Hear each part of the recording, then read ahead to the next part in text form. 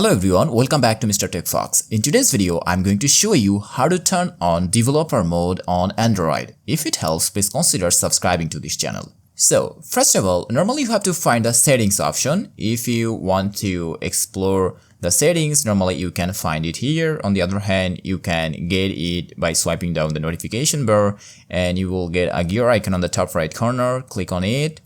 And now you have to find the About Device option. So normally click on this.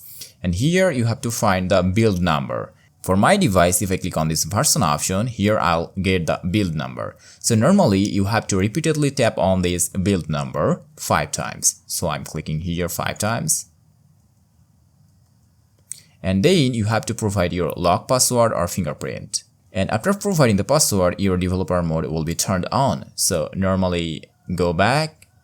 And now if you click on this additional settings from the settings of your phone and scroll down, you will get the developer options. So that's all about today's video. Now you know how to turn on developer mode on Android in 2025. Thanks for watching. Allah Hafiz.